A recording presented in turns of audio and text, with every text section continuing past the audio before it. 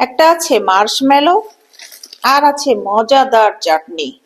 তা এটা হচ্ছে আলু বোখারার চাটনি, আর আছে কিছু চকোলেট। আর এই যে একটা এত মজার চাটনি, কি বলবো আপনাদেরকে, এটা হচ্ছে তেঁতুল প্লাস রসুনের চাটনি।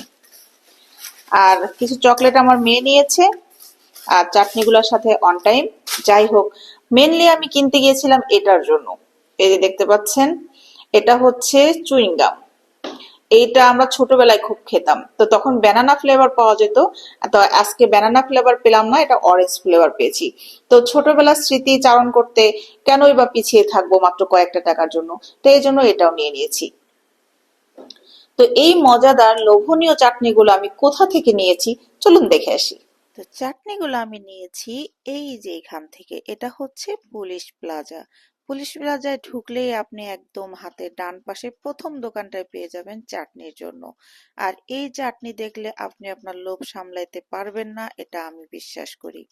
তো যাই হোক, আমিও তার ব্যতিক্রম না। আমার এই চাটনির দোকানটা দেখে আমি আর লোভ সামলাতে পারছিলাম না।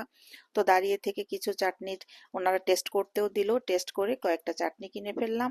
আর কিনে ফেললাম মেয়ের জন্য কয়েকটা চকলেট। তো আপনারাও কিন্তু আসতে ভুলবেন না।